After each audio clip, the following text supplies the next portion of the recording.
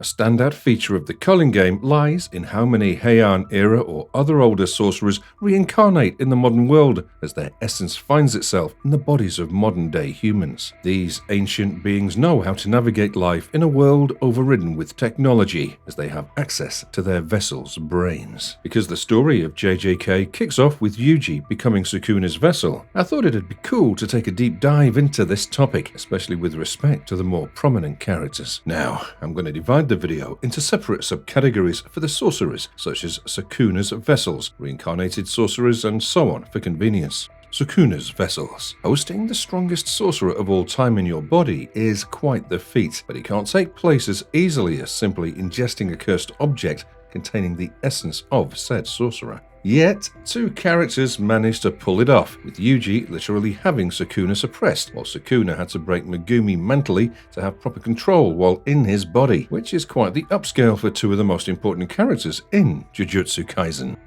Yuji Itadori. The first example of a vessel we see in Jujutsu Kaisen is obviously the protagonist, Yuji Itadori. In the pilot episode itself, he consumes one of Sukuna's cursed fingers and becomes the vessel for the most cruel and the strongest sorcerer in history. While Yuji was extremely physically gifted, it should have been impossible for him to be the vessel of someone as powerful as Sukuna. However, not only was he able to keep Sukuna subdued, but he could do so with multiple of his fingers consumed. This was because Yuji was created specifically to be able to operate as Sukuna's vessel. A compatible and capable vessel had to be created, as one would never come across the perfect vessel for Sukuna by chance. Kenjaku couldn't risk Sukuna constantly having control over its host body, as someone of his level had to remain subdued until Kenjaku needed him. Otherwise, he'd have genocided all of Japan in the first episode itself. But Sukuna had a twin whom he'd consumed while they were in their mother's womb. Over time, the soul of the twin reincarnated as Jin Itadori, Yuji's father. This reincarnation wasn't caused by Kenjaku, but as a natural process of the samsara cycle. Eventually, he married a woman named Kaori Itadori, but she eventually became a victim of Kenjaku, who body-hopped his brain from his previous vessel to her body. As such, we see Kaori Itadori with stitches on her forehead, while Jin's father, Wasuke, continues to remain highly suspicious of her. Either way, as Kaori Itadori, Kenjaku conceived Yuji, which is kinda crazy if you think about it. But that's a topic for a different day. But this meant that Yuji had some natural connection to Sukuna, as his father literally had the soul of Sukuna's conjoined twin, and this aided Kenjaku's final step in cementing Yuji as the perfect vessel. He sealed one of Sukuna's 20 fingers inside Yuji, eventually allowing him to serve as the host, as his body was already accustomed to Sukuna. So, everything we see Yuji as is when we meet him. That is, a physically gifted guy who can miraculously operate not just as a vessel, but as a cage for Sukuna. He's powerful because he was created to be Sukuna's vessel, and he's Sukuna's vessel because he's powerful. At some point during the earlier episodes or chapters, Sukuna ripped out Yuji's heart from his body in front of Megumi. While Yuji was declared dead, he and Sukuna made a binding vow, obviously not in the physical world. Sukuna would use the reversed curse technique to revive Yuji's heart and body, bringing him back to life as his soul wasn't dead yet, due to Sukuna being alive. In exchange, Yuji would hand over control to Sukuna for a whole minute when he uttered the word enchain. And he would also forget about this exchange as a contingency for Yuji not telling Gojo and the others any detail. As per Yuji's end of the binding vow, Sukuna couldn't kill or hurt anyone during this time. Megumi Fushiguro. After Yuji, Megumi became the next vessel for Sukuna, and this wasn't due to Kenjaku, but Sukuna himself. Sukuna knew that he'd have a hard time with Gojo, with the probability of even losing him. The biggest issue with Gojo was also his 6 eyes, which gave him access to an ability called Infinity and prevented any attack from reaching him. Meanwhile, Sukuna's shtick was that he could cut anything except that space that protected Gojo, as it wasn't physical.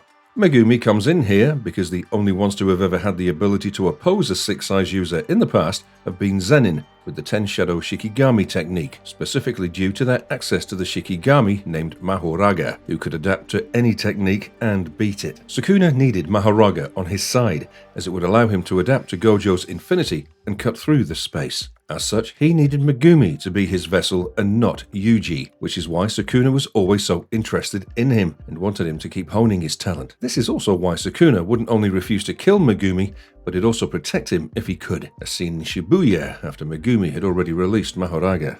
During the Culling Games, there was a point where Megumi realized that Sumiki was not Sumiki anymore, and instead had become a vessel for Yorozu. As the traumatizing realization destabilized him, Sukuna took advantage of the situation by uttering the word enchain to Yuji, which meant that for a whole minute, Yuji would lose control over his body as Sukuna took over. Within that minute, Sukuna tore off one of his, or rather Yuji's fingers, imbued his cursed energy into the finger, and forced it down Megumi's throat. Sukuna's soul was transferred into Megumi, making the latter a new form of cursed object-like vessel that Megumi didn't have much control over. However, Megumi's resistance continued to affect Sukuna's cursed energy output, especially when Sukuna proceeded to fight against Megumi's friends like Yuji and Maki. So he needed to do something to stabilize his vessel, and this is where the bath came in. The bath was a ritual meant to turn a vessel into a cursed tool if the vessel was a cherished family heirloom, as it would protect the vessel from external threats. It was prepared by using powerful and venomous cursed spirits and wringing them to prepare the solution for the bath. Soaking in it, from Sukuna's end, would strengthen his control over Megumi's body, as the proximity to evil would continue to break Megumi's spirit and hold. Once out of the bath, one last step was left. Sukuna wanted to use Megumi's own body and the Ten Shadows technique to kill Tsumiki. The experience of being forced to use his own hands and technique to kill his sister was guaranteed to stain his soul and weaken his resolve. As such, when Sukuna fought Yorozu, he only used the Ten Shadows technique instead of his own abilities, much to Yorozu's chagrin. Ultimately, Yorozu was taken down by Sukuna using Mahoraga, and with her death, Megumi was broken and had lost any desire to continue living. Kenjaku's vessels. As the main guy behind the creation of almost all the vessels in the show, Kenjaku's standout ability is to literally body hop and acquire a vessel via lobotomy. Having lived for over 1,000 years, he's obviously had numerous vessels throughout his life, but 3 of them are named characters with plot importance. Suguru Geto. The most prominent of Kenjaku's vessels is Suguru Geto. Following the night parade of the 100 Demons, Geto almost died in his clash against Yuta and was left mortally wounded. Gojo couldn't bring himself to put Geto's life to an end, and instead left him for dead, except Kenjaku sneakily got an opportunity to hop bodies. Using his body transplant cursed technique, he hopped bodies from his existing vessel to Suguru Geto, gaining access to his excessive cursed energy reserves and ability to manipulate curses. This was an ability he desired. In fact, he eventually used this technique by absorbing Mahito to use idol transfiguration to remotely transfigure people across Japan for the Culling Games. The only body part of Kenjaku's that's alive is his brain, which strangely has teeth on it. As such, the brain transplant is the reason why Kenjaku's vessels have stitches across their heads. While it does create a vessel and parasite situation far simpler than any of the other examples, as the vessel doesn't even have a brain left to resist an external influence, it's not impossible for any vessel to at least make an attempt. We see this during the Shibuya arc, before Gojo was sealed when Kenjaku's hand moved on its own to choke him, giving away that it was Geto's body that was moving to take out Kenjaku for the sake of Gojo. However, this was the only ever instance of something like this happening. The final major reason why Geto's body was so crucial for Kenjaku was because it would deceive and mess with Gojo. Noritoshi Kamo. Another prominent vessel of Kenjaku's was that of Noritoshi Kamo from the Kamo clan, who lived 150 years prior to the events of the story. Because members of the Kamo clan would inherit the ability for blood manipulation, Kenjaku used Noritoshi Kamo's body for experiments where humans, specifically human embryos, were fused with cursed spirit blood. These experiments failed, but were carried out nonetheless as a manner to try and cause human evolution. During this Meiji era, Kenjaku, as Kamo, ran a temple. Meanwhile, there existed a cursed woman who could give birth to human spirit hybrids. Her condition and the stigma associated with what she could do led her to run away to that temple. Unfortunately for her, Kenjaku took her as a prisoner just to scratch his curiosity by using her curse to his benefit. He'd continue to experiment on her and cause her to get pregnant via unknown means. And then he'd have the baby aborted. He did this overall 9 times, gaining access to 9 human spirit embryos, which he would then try to infuse with cursed blood. This became the Cursed Womb Death paintings. Due to these experiments and his treatment of the woman, Noritoshi Kamo became infamous as one of the most evil sorcerers in history. Having Kamo as a vessel also helped in the cases where Kenjaku infused his own blood into the embryos, as it would allow them to possess the clan's blood manipulation technique. But due to Kenjaku, Noritoshi Kamo went on to be disregarded as a stain on the history of the clan. Kaori Itadori. The third known vessel Kenjaku ever inhabited was Yuji's mother, Kaori Itadori, which we've already mentioned while discussing Yuji's past. She was seemingly a normal person and a good human being before, which led to Jin Itadori falling in love with her and marrying her. However, after being taken over by Kenjaku, she was of course far from who she used to be, no matter how much Kenjaku faked being her. In fact, Yuji's grandfather claimed that there was something unnatural about her, and specifically instructed Jin to run away, as being with Kaori would cause him to end up dead. Before he could continue, however, Kaori arrived and interrupted him while boasting stitches on her forehead. She most probably nearly died at some point, following which Kenjaku took over her body, explaining why no questions were asked about the stitches on her head. Via Kaori, he also got access to her anti-gravity curse technique, which he retained even as Geto. Yuta's temporary vessel, Gojo Satoru. Because Yuta's innate curse technique is to be able to copy, he eventually managed to carry out Kenjaku's brain transplant to acquire Gojo Satoru's body in the final showdown against Sukuna. During the final arc, where everyone was going round after round against Sukuna following Gojo's death, Yuta had Gojo's body restored. He then used Kenjaku's technique to inhabit Gojo in a clash against Sukuna, giving us the panel where we see Gojo with stitches across his forehead and Yuta's blank, empty stare. At some point, Yuta and Rika had their bodies slashed in half by Sukuna's world-cutting technique, which led to Yuta being taken back to their headquarters, while Maki kept Sukuna busy. But this fueled Yuta's plan to jump onto the final resort of using Gojo as a vessel. This was attained by Rika eating Kenjaku, allowing Yuta to acquire his brain transplant technique. He couldn't copy Gojo's Limitless, as it wouldn't be as efficient without the 6 eyes, and he couldn't copy the 6 eyes, as it was a physical attribute and not a cursed technique. However, Yuta would only be able to use the body perfectly as long as Rika was fully manifested, which had a 5-minute time limit. Crossing the limit would either cause Yuta's death or for him to live in Gojo's body. The medical team later had Gojo split body following his lost battle against Sukuna sutured up. Yuta took over the body and engaged Sukuna in a clash of domains, as the only way to counter Sukuna's open barrier domain was by Gojo opening Unlimited Void. A battle ensued, but eventually Yuta began to struggle to control Gojo's body, although he relied on Gojo's memories to learn how to use his abilities. After the 5 minutes ran out, Yuta was left burnt out and in a state of suspended animation. Rika used curse technique recovery to heal his original body, and overall, Yuta was able to return to his original body, making Gojo the most short-lived vessel in Jujutsu Kaisen. Culling Game vessels. These vessels were created in a manner similar to Yuji and Megumi becoming Sukuna's vessels, as the sorcerers were turned into cursed objects in their heydays. After the necessary conditions were put into place as per Kenjaku's plans, he had a select number of people consume those objects and become vessels for the sorcerer, whose essence was carried by said object. Out of everyone, certain vessels who were incarnated by Kenjaku in the modern era had named vessels.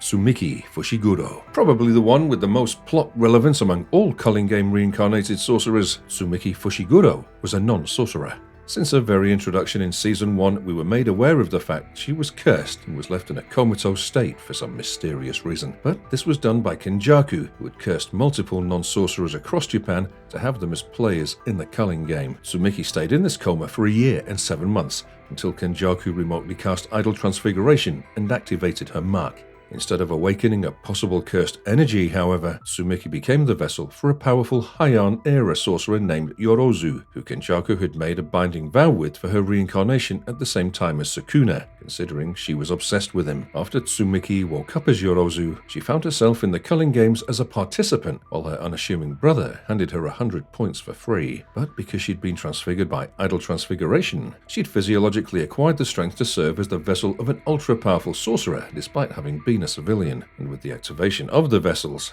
the strongest sorcerers of the Heian era would arrive in modern times to take part in the Culling Game. But having Megumi's sister become a player in the Culling Game as the host body of a sorcerer who would oppose them was a master plan on Kenjaku's part, as it had caused a good amount of chaos and distress. This incarnation didn't require any invasive procedure on the host body. or a transplant, but rather it was a reincarnation of the soul and the curse technique. These pre-marked non-sorcerers were created as a result of them being made to ingest cursed objects, similar to how Kenjaku had one of Sukuna's fingers sealed within baby Yuji to prepare him as a vessel. These cursed object ingestions prepared the regular bodies of the non-sorcerers well enough for them to eventually serve as nothing but host bodies. As we saw with Yorozu in action, she had little to no problem in dealing with Sumiki's untrained body due to Kenjaku's remote idol transfiguration, while in this new body, Yorozu automatically got access to all the information in Sumiki's head and knew how to act accordingly, which helped fool Megumi for a bit, allowing her to get those 300 points. But she busted her cover not long after, as she demanded a rule change with those points, asking for free entry and exit across colony borders. With Megumi being surprised in the worst way possible, Yorozu revealed herself to be an incarnate sorcerer within Sumiki. The ensuing impact is needless to say, as we've already discussed this in detail while going over Megumi's segment. As Yorozu, Sumiki does put up a fight against Sukuna, but is eventually killed after Sukuna counters her domain expansion using Mahoraga. Hana Kurusu, Angel. This is one of the more unique vessel and sorcerer connections. So far, we've only seen situations where the soul within a vessel is subdued, such as Yuji literally being a cage for Sukuna, and the other variant we've seen is a good old functional vessel where the parasitic soul takes control over the original. But the relationship between the girl named Hana Kurusu and the Heian era sorcerer Angel is symbiotic. This is because Angel allowed Hana to stay in control. This also allowed Hana to gain access over Angel's cursed technique, which allowed her to extinguish every kind of jujutsu. What made Hana a key player in the Culling Game was not just her love for Megumi, but also her ability, as the main cast was relying on her to break Gojo out of the prison realm. Due to the symbiotic nature with Angel, however, there were some objectives Angel too wanted to carry out, such as hunting down and killing Sukuna. As such, Hana and Angel entered the Culling Game together after it began. Their symbiotic existence with Angel eventually became a beneficial thing for the main cast, as Hana Kurusu was in love with Megumi and would always side with him. Ultimately, it was her ability that was used to free Gojo, but she couldn't extinguish Sukuna's control over Megumi. Shiori Hime Uraume, the Frozen Star, or Uraume, was not a character we had to wait till the Culling Game to see. She was a direct subordinate to Sukuna, and like him, was a Heian-era sorcerer who was inhabiting the body of a human girl named Shiori Hime following her incarnation.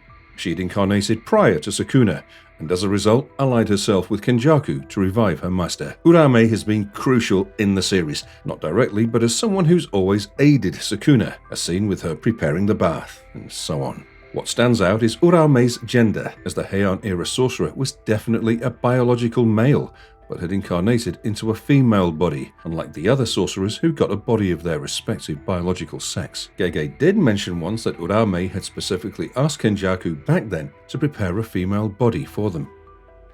Unnamed. Now, there were also vessels for certain sorcerers who remained unnamed, as the character who became the vessel had no significance in the story. Unlike someone like Sumiki, they're only notable due to the sorcerers that inhabited their bodies, and those sorcerers were Kashimo, Regista, Dhruv Lakdawala, Ryu Ishigori, and Takako Uro. As mentioned by Takako Uro, the sorcerers had gotten into the binding vow with Kenjaku all those years ago because they had grievances and wanted another shot at life. As such, they wanted to live this life to the fullest. So, let's briefly go over them. Hajime Kashimo. Hajime Kashimo, or the God of Lightning, was one of the primary sorcerers who Kenjaku wanted reincarnated for the Culling Game, and he was reborn in this new vessel 400 years following his pseudo-death. He had a simple purpose for wanting to be reborn. Due to the 600-year gap between his and Sukuna's era, he wanted to fight the King of Curses. Naturally, that was his sole purpose for becoming part of the Culling Game. With a new shot at life, Kashimo wanted to die a warrior's death, specifically in the hands of a nearly invincible powerful opponent like Sukuna, instead of going out due to old age. This is because he wanted to die while at the peak of his strength, instead of experiencing an existence where he was wasted. Ryu Ishigori. Like Kashimo, Ryu Ishigori was from 400 years ago. He had the highest cursed energy output ever recorded, but he was unfulfilled in his life. He'd fought many good opponents. He was with a good woman. He was powerful. He had everything. But Ryu Ishigori was empty because he'd never experienced a fight that satisfied him. He referred to his misfortune as that of never getting to have dessert after a meal. As such, he wanted to be reincarnated and become part of Kenjaku's death battle. Luckily for him, his soul incarnated in a new human vessel on 31st of October 2018. He was also one of the more powerful players in the Culling Game, alongside Dhruv Lakdawala, Takako Uro, and the special grade curse known as Kurorushi. He'd amassed a good amount of points in the Sendai colony, but eventually ended up in a four-way deadlock with the aforementioned players. But this deadlock came to an end in the form of Yuta Okotsu, who first took down Dhruv and Kurorushi, and then engaged Ryo and Takako in a 2 versus 1. When Takako was taken out, Yuta and Ryu continued among one another. While Ryu whined a lot about never having felt satisfied, the battle against Yuta, which ended in his defeat, was one that finally fulfilled him. He didn't die while experiencing the high, however, and instead transferred his points to Yuta, as he'd gotten what he'd incarnated for: satisfaction. Takako Uro. Similar to Ryu, Takako Uro was an incarnated sorcerer. She had the odd ability of turning the sky into the surface, and during her heyday used to be the captain of the Jitsu Getsu Sai Shintai unit, or the Sun Moon Stars squad, which directly reported to the Fujiwara clan's assassination team. Takako Uro was from 1,000 years ago. She lived in the darkness and had forsaken her name due to her profile as an assassin. At some point, however, she was given a name by some man from the Fujiwara clan, but went on to betray her when he killed a fellow Fujiwara and blamed Uro for the crime. This resulted in her getting a death sentence, explaining what led to her making a deal with Kenjaku to incarnate in a new vessel in the future. As such, her battling Yuta was poetic, as Yuta was allegedly a descendant of the Fujiwara clan from one side. In fact, she explicitly mentioned that she had regrets from her past life, and as such, wanted a second shot at life in her new body. But she was ultimately defeated by Yuta. Like Ryu, she also transferred her points to Yuta. Dhruv Lakdawala. He too had an unnamed vessel, and unlike the others who got younger vessels, Dhruv Lakdawala seemed to have the body of an aged man. He had the highest points in the Sendai colony, with 91. Back in his prime, he'd achieved sole control over Japan during the Civil War of Wa, which meant that he was almost 2,000 years old. He incarnated himself at some point, with the Culling Game being his second incarnation. It is possible that he met Kenjaku during his first incarnation, but because he knew the process himself, it's possible he chose his vessel himself instead of having Kenjaku do it for him. Ultimately, Dhruv was off-screened by Yuta.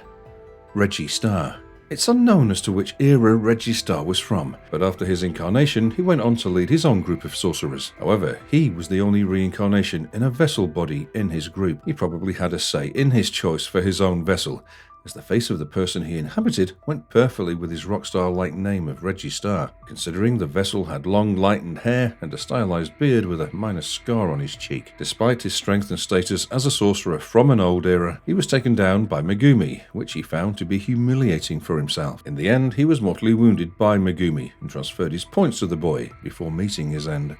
Star Plasma Vessel. Riko Amanai. Originally a regular girl, Riko Amanai had the ability to see curses, despite being a non-sorcerer. This was because she was born with a unique physiognomy that made her genetically compatible with Master Tengen, and as such, she could merge with him, making her a Star Plasma Vessel. Meanwhile, Tengen's innate technique was immortality, which had its drawbacks, as it was meant to force Tengen into an evolution after a certain time period. It sounded good on paper, but it would essentially turn Tengen into a shell of his former self by ridding him of his will and self-awareness. The only way to avoid this was by merging with a Star Plasma Vessel every 500 years, which would rewrite their body's information and basically cause a refresh, allowing the innate technique to stay so that Tengen could keep up their work as the barrier for Jujutsu Hai. With Riko, the merger ultimately didn't take place due to her being assassinated by Toji, as the Time Vessel Association, who worshipped Master Tengen as a deity, didn't want them to become impure as a result of the merger. The aftermath of the Star Plasma Vessel's death was of Tengen evolving to become a being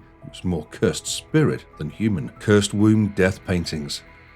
And finally, we wrap this up with the Cursed Womb Death Paintings, who were created as 9 cursed objects by Kenjaku. As embryos, they needed vessels to take human-like forms. While they were kept safely behind Tengen's concealing barriers in Jujutsu High, Mahito procured them while using the Goodwill event between Tokyo and Kyoto High as a distraction. He returned with the first 3 cursed embryos. Soon after, Kenjaku incarnated Kechizu, Eso, and Choso with flesh and blood. Each of them were given unnamed human bodies to be their vessel, explaining why Eso and Choso looked so human. Meanwhile, Kechizu was seemingly given a human body that Mahito had disfigured. Similar to how humans became vessels for sorcerers from the past, one had to ingest the cursed embryos to become their vessel, as the embryos couldn't act independently. Following the ingestion, the death painting would become a half-human and half-cursed spirit type of a being who had the ability to use jujutsu, as seen with them having blood-related techniques due to the camo DNA, especially Choso, who had the exact same blood manipulation technique. In this case, anyone could be the vessel. At some point, Yuji ingested the remaining cursed womb death paintings and acquired the ability to manipulate blood. Meanwhile, the death paintings' intelligence came from Itadori's, or their vessel's brains. For example, Eso, with a humanoid vessel, was more intelligent than Kechizu, who looked like a transfigured human or a curse. The vessel was essentially responsible for giving a cursed womb death painting its common sense and basic knowledge of the world it's found itself in, similar to how someone like Sukuna could understand the modern era he was reborn into due to Itadori's knowledge and brain affecting him. Marvelous verdict. And with that, we wrap up this list.